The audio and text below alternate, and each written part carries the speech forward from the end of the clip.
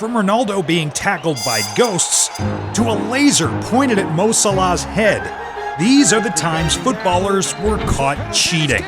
Let's start with Justin Balow, who produced a cunning move to deny his opponents from scoring. Knowing that 2 balls aren't allowed on a pitch of play, the goalkeeper threw a second ball onto the field to prevent the 20 player from taking a quick throw. He then had the nerve to tell the referee a ball was thrown at him. But since goalkeepers can get away with cheating, you better believe Marwin Hitz will be doing the same thing.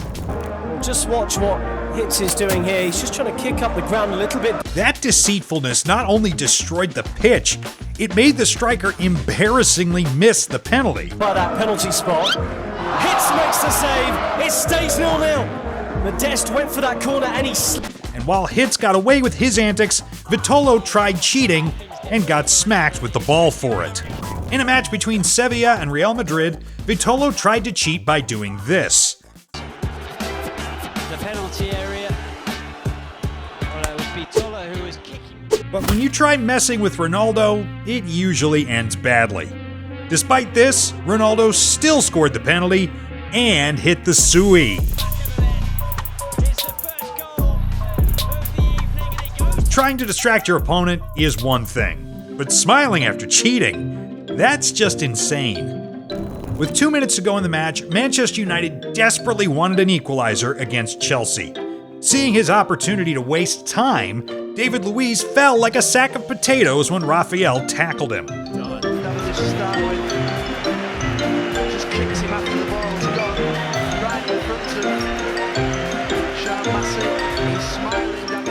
That smile tells you everything you need to know.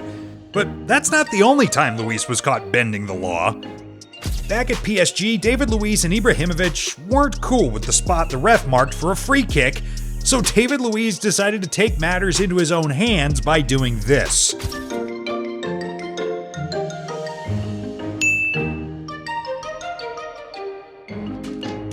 But what these two did in France, another player in England executed it more efficiently.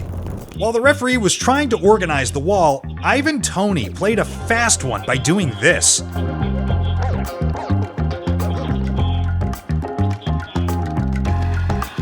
He moved the ball and the referee's spray sideways, which gave him the advantage to do this.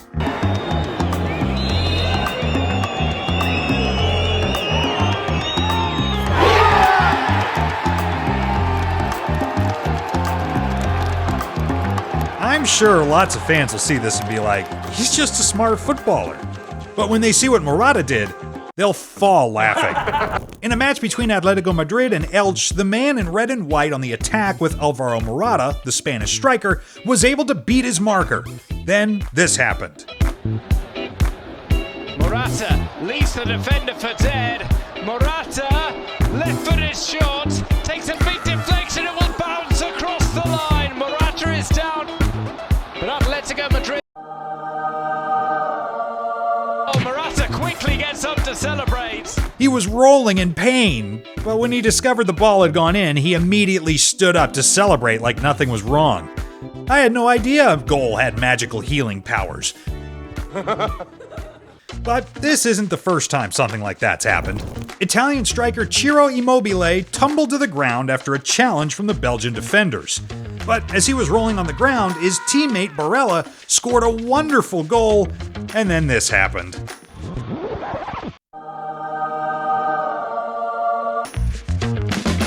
Once again, a goal has made the Immobile mobile. See what I did there? Never mind. But if you think Morata and Immobile would make good actors, I'm sure you'll agree that Neymar deserves an Oscar for his theatrics. Throughout his career, Neymar's built up a reputation as a player who dives a lot. But this fine actor saved his best performance for the 2018 World Cup. In a match between Brazil and Switzerland, this happened. Sure, he got tackled, but his reaction to the challenge was mental. Soon enough, the memes started popping up all over the internet.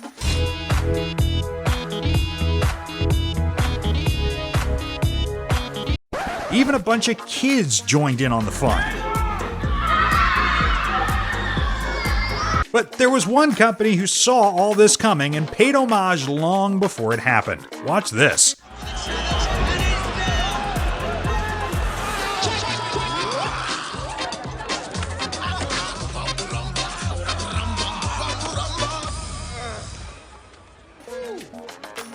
Damn, having such huge influence is crazy, but a player getting tackled by a ghost, they don't see that every day. After realizing he wasn't getting the ball, Tottenham goalkeeper Fraser Forster pulled out of the challenge. Brian Mbeumo, who was expecting contact, turned into an Olympic swimmer to produce one of the most embarrassing dives you will ever see.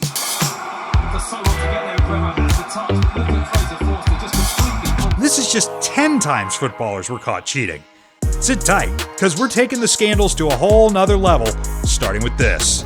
The FA want to ban Lucas Paqueta from football for life if the West Ham forward is found guilty of betting breaches, as details of his £100,000 gambling scams are unveiled. Lucas Paqueta is under investigation by the English FA for alleged breaches of their gambling rules in 4 matches. He kept making silly tackles in the first match against Leicester until the ref gave him a yellow card. Against Aston Villa, he received a booking for his blatant foul in front of the referee. Then against Leeds, he received a card for pulling down his opponent. Rodrigo trying to get it away, and that'll be a yellow card. The 4th match followed a similar pattern as he got booked in the game between West Ham and Bournemouth.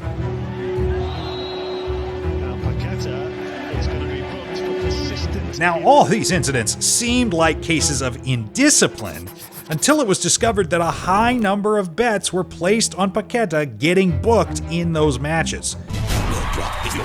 Should the FA prove their case, he could be banned from playing football for life. Damn, it's crazy to think Paqueta would risk it all for his friends to get a big payday. But I guess he didn't know another player got banned for doing something similar. In 2022, the FA launched an investigation into Kynan Isaac, who was playing as a fullback for Stratton Town FC. He refused to cooperate with the investigation and was subsequently charged for deliberately receiving a booking in the match between Stratford Town and Shrewsbury Town. They claimed he told his friends to bet on him receiving a card that game, and was also directly involved in another 347 bets between 2016 and 2021 while playing for multiple clubs. By the time they were done piling up the accusations, they gave him a 10-year ban from playing football. That's not even the crazy part. Seeing that Paqueta was in a similar situation as him, Isaac gave his opinion on the matter, saying, quote, "It'll be very interesting to see what they do to him. There's no point in me sitting here and letting everyone else get away with it." He added, quote, "It's basic math. If I got done for 10 years for doing it once, by the same book, he should get 40 years for doing it 4 times. Damn, so much for footballers supporting each other. But while Isaac got caught cheating, Sergio Ramos got away with so many dirty tricks throughout his career. In the 2018 Champions League final, serial winners Real Madrid came up against a Liverpool team in red-hot form. Seeing the threat that Liverpool posed to his team, Sergio Ramos knew he had to find a way to give Madrid the edge, no matter what it took. So when the game started, he took out Liverpool star Mo Salah, Taekwondo style. UEFA Champions League, Salah. He's crying, he's out. This dark move dashed Liverpool's dream and handed Madrid the trophy. To the bathroom, I was crying in the bathroom because I want to start a game, I want to play. But in the meantime, I know that I'm not fit at all to play. But in one moment, like, disappeared, it's so difficult. It's so difficult. The two met again at the UEFA Awards, but Salah was in no mood to play as Ramos tried to touch his shoulder. Ruining the dreams of an entire club is one thing. Getting hated by a whole nation, well, that's a privilege left to players like Luis Suarez. In 2010, Ghana was on the cusp of becoming the first African country to reach a World Cup semifinal. They had no idea they were coming up against a team full of dirty tricks. When the game minutes from a penalty shootout, Ghana pushed for a winner, but the Uruguayans were willing to do anything to stop them from scoring. So when a golden chance came Ghana's way, this happened. What a finish to the match. Saw that ball and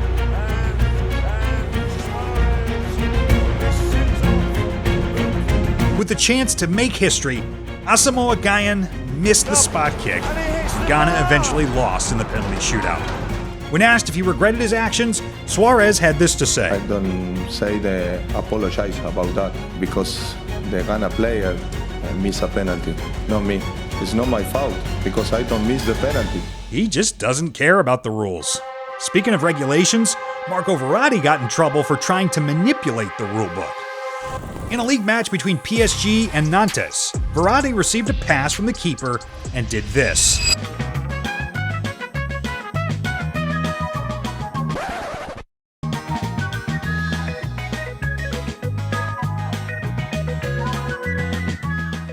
Just like Marco Verratti, I'm confused. The rule says a player can pass the ball to his goalkeeper using his head, chest, knee. So why did he book him?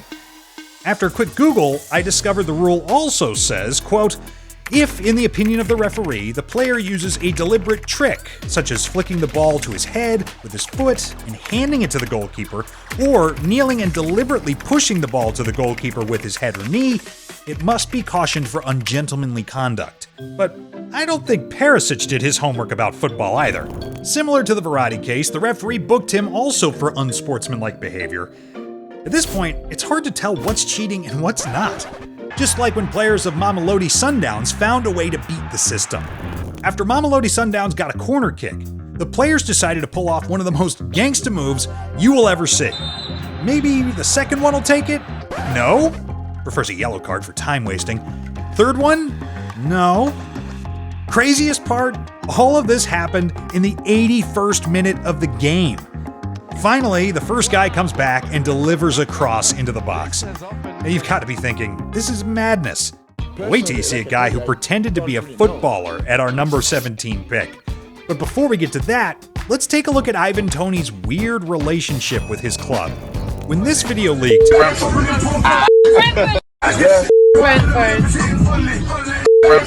everyone knew Toney didn't rate his club Brentford FC. But no one could have predicted how bad it was until this announcement. Ivan Toney made 13 bets on his own team to lose in 7 different matches between August 2017 and March 2018. Toney was not in the squad or eligible to play in any of those matches. Now, psychiatry expert Dr. Philip Hopley, who was part of the investigation, said Toney had a clear history of gambling addiction. But that wasn't all. The FA had more dirt on him. The Brentford striker Ivan Toney has been charged by the FA with misconduct in relation to alleged breaches of the FA's betting rules. It's alleged that he breached the rules 232 times. Damn, 232 times. People that know me know how I am and know what I'm about. And the fact is, like you said, majority of football teams now are sponsored by gambling companies. Yeah. So it's kind of like, weigh it up. Like, if that's the rules, don't be betting. Yeah, you shouldn't be betting.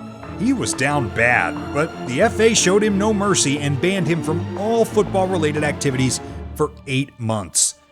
But then, another player dropped a bombshell. But we start with the big breaking news in the last hour or so, and Newcastle United midfielder Sandro Tonali has been handed a 10-month ban from all football by Italian prosecutors for breaching betting regulations. While everyone was focused on the Ivan Toney issue, Italian prosecutors were investigating alleged bets placed by Sandro Tonali during his time at AC Milan. But having moved to England, Tonali still carried on gambling, so when he got banned by the Italian authorities, he approached the English FA and made his confession, and this was their response. But he's been given a 2-month suspension, suspended by an independent regulatory commission after self-declaring breaches of the FA betting rules. 50 breaches of FA Rule E8 between August and October 2023. Still, many of these players need help. We shouldn't just be focused on punishing and judging them. But if there's one player who needs serious therapy, it's Luis Suarez. Here's why. It all started in 2010 when an argument was going on between Ajax and PSV players. Just look at what Suarez did. He sunk his teeth into Backel's shoulder like a vampire. That got him suspended for 7 matches. 3 years later, Suarez was back at his antics and did this. Looks like, anyway. His latest escapade got him a 10-match ban. But after everyone thought he was a new man, the demon struck again, this time in the 2014 World Cup. And he headbutted him there, didn't he? Luis Suarez appeared to move his head. Despite Chiellini's best efforts to show the referee, Suarez escaped without a card. Did Suarez apologize? Of course not. He behaves in a way, and FIFA allows him to do so because they need the champions to play. They don't have the courage to make the right decisions. This time around, FIFA had enough, so they banned him from all football activities for 4 months, gave him a 9-match ban from international football, and fined him 100,000 Swiss francs. Luis Suarez is suspended for 9 matches and banned for 4 months from any football-related activity. But even this is nothing compared to blind guys refereeing a game. Look at this. When Bruno Fernandes was tackled in the 18-yard box by Ezri Konsa, it looked like a clear penalty. But after watching the replay, it showed Fernandes was the one who fouled the defender. Despite a VAR check, the referee gave a penalty kick, which Bruno happily scored. But the next story I'm going to tell you is one of the craziest transfer sagas of all time. In 1996, then Southampton manager Graham Souness received a call from a man claiming to be George Weah, the FIFA World Player of the Year. But after training, Souness quickly realized he was one of the worst footballers ever.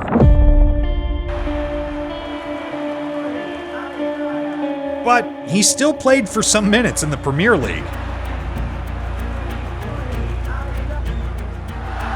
When the club reached out to George Weah, he claimed he didn't know who Ali Dia was, neither did he make the phone call, but Dia stuck to his story. He told me that George ring him and said that I'm a good player.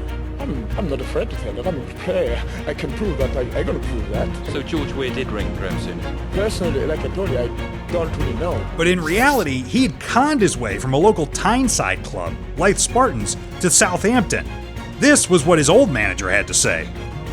Next thing I knew, I was watching him on Match of the Day and watched him playing for Southampton, which was pretty unbelievable at the time. But after pulling off that legendary heist, Ali Dia disappeared into thin air and hasn't been heard from for a long time. Maybe Zarelli thought that if Zarelli's his real name, that he could go that far, and maybe thought that he could do the same sort of thing. Desperation can make a man do anything, which reminds me of a teenage player accused of being twice his age. When Lazio announced the signing of 17-year-old Joseph Manala, an African website immediately accused him of being 42. Now this one might surprise you. You see, looking at his face, you can understand why they thought that. Who the f*** are you? I'm Mr. Bennett. I'm ready. How old are you? I'm 15, Mr. Bennett. Motherfucker, you look 30. This led to an investigation by the Italian Football Association. Eventually, he was cleared of wrongdoing and continued in the Lazio youth setup. The journalist covering the team at the time, Max Evangelista, said that the player grew up an orphan in Cameroon, and that his mature face was just a sign of the suffering he endured from a young age. And while Manala's face got him in trouble, Wilfred Douala got suspended because of his hairline. In March 2024, the Cameroonian Football Federation announced that it had suspended 62 players for alleged identity fraud. Among the suspended players was Wilfried Nathan Douala, a 17-year-old player plying his trade with the second division side Victoria United. He came into the limelight during the AFCON tournament, and although he didn't play, there were concerns that a 17-year-old kid had that hairline. When you put his face side by side with Lamine Yamal, who's also 17, you get the picture of why fans weren't surprised he made the list. But Douala isn't the only famous Cameroonian player mixed up in an age saga, because the youngest Bundesliga goal scorer in history might not be so young after all. Born in Cameroon, Youssoufa Moukoko migrated to Germany at a very young age. His rise to the top in German football was quick, as he became the youngest Bundesliga goal scorer at just 16 years of age. It's in for Moukoko! The equalizer! But he got mixed up in a bit of controversy recently. His adopted father showed journalists a birth certificate proving Moukoko was born in 2000, not 2004. Although no formal investigation's been conducted yet, he will eventually have to clear his name. Now, it's bad enough when players lie about their age, but wait till you see what Ronaldo did against Genoa. With Juventus desperately looking for a winning goal, Ronaldo decided it was time for a swim.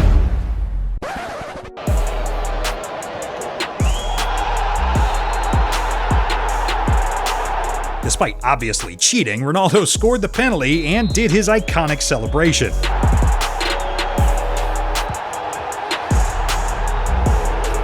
But if Ronaldo can get away with diving, you better believe Neymar is going to be doing the same. In a friendly game between PSG and Gamba Osaka, Neymar did this.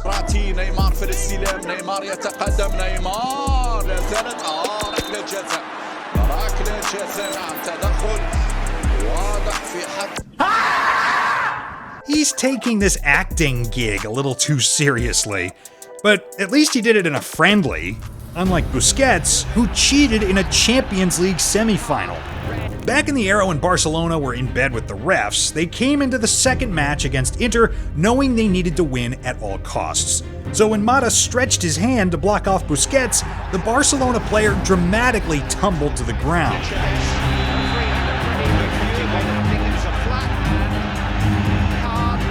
Now look closely at how he peeked to see if the referee had bought his lies. He rushed to the scene and gave Mata a red card. Without hesitation. But despite this blatant corruption, Inter held on to famously knock Barcelona out of the Champions League.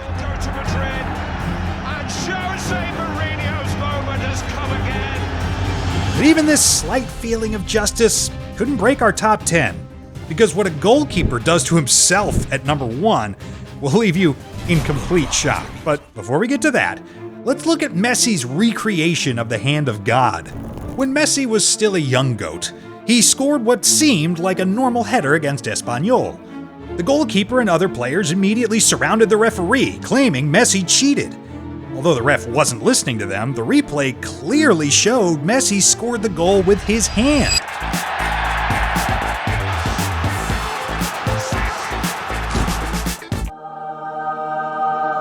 Incidents like these are why VAR was introduced in the first place, which reminds me of what happened in the 2010 World Cup qualifying match between Ireland and France. With the ticket to the 2010 World Cup on the line, France came up against Ireland in a two-legged playoff.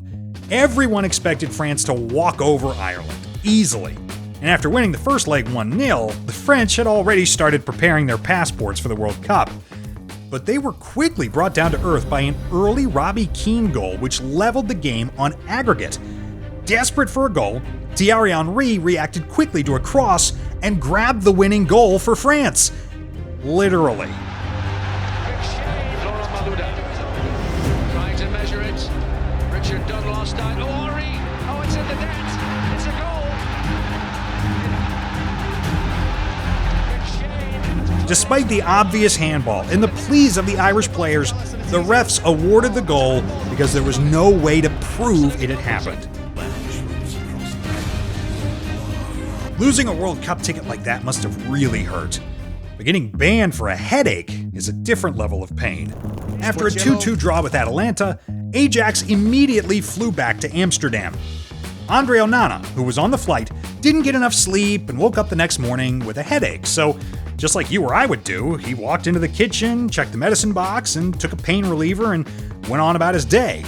But during a routine doping test, it was discovered that Onana had a banned substance in his bloodstream. And when the investigations began, they found out that Onana mistakenly took a drug prescribed for his wife, who had just given birth. What? But because the law is the law, he was banned for 12 months for all football activities. Onana might have gotten a reduced sentence because of his mistake, but Paul Pogba got the full wrath of the law. Paul Pogba is a gifted footballer, but injuries, attitude, and a lack of form have made him unable to maximize his true potential. But everything became worse when he tested positive for testosterone, a banned substance in the sport. Paul Pogba has been banned from playing football for 4 years, according to Sky in Italy. The anti-doping tribunal gave him the maximum 4-year ban, which left the midfielder shocked and heartbroken. I'm over, I'm dead. Pogba doesn't exist anymore.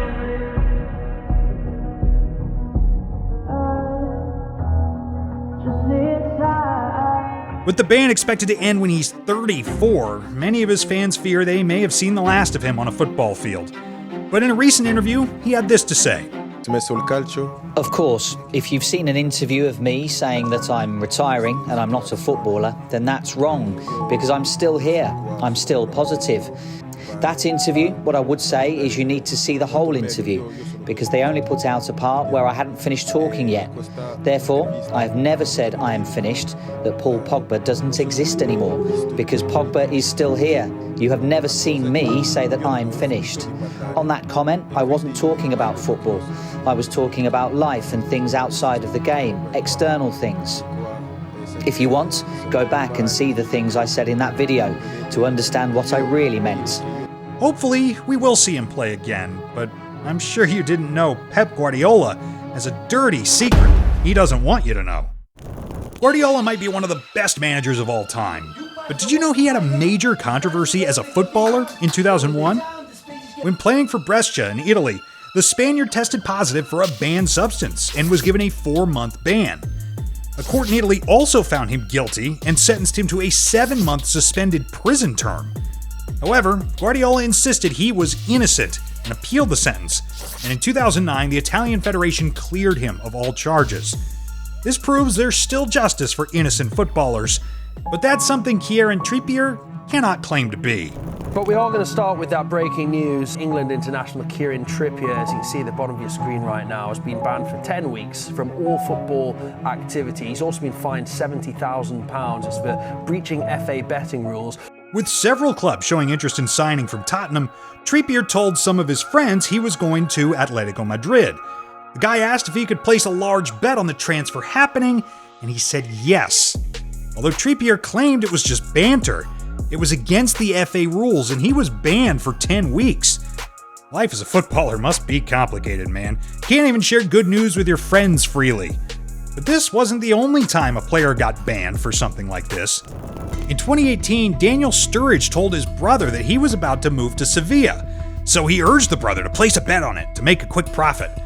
Unfortunately, the move didn't happen, and the English FA found out.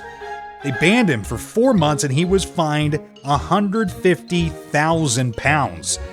This bad decision proved even more costly as his then club, Trabzonspor, terminated his contract. Although the appeal panel had recognised that I hadn't bet, nobody else had bet, devastating for me, and I'm absolutely gutted about it, but my season's over.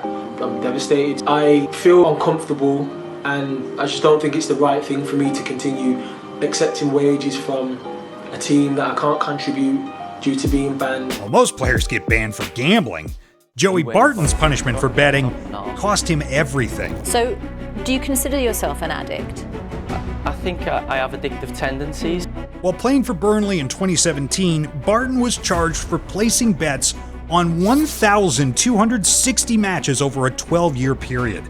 The FA's investigation was quick, and he was banned from playing football for 18 months. Although he appealed and got the sentence reduced to 13 months, it proved too late, as his club released him from his contract.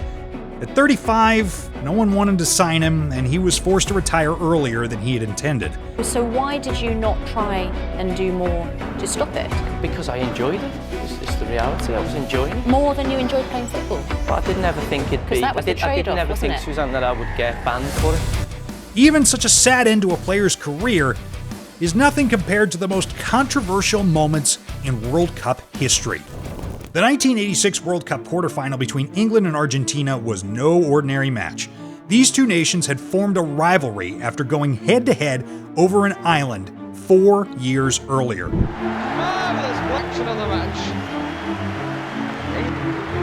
But Clements managed to parry. The tension in the stadium was visible for all to see. This match was not just football, it was more than that. But as the match started, the English knew they were against a force they'd never seen. The first half passed without any action, but as soon as the second half started, Argentina star Diego Maradona knew he needed to take matters into his own hands. So watch this. Maradona just walked away from Huddle then.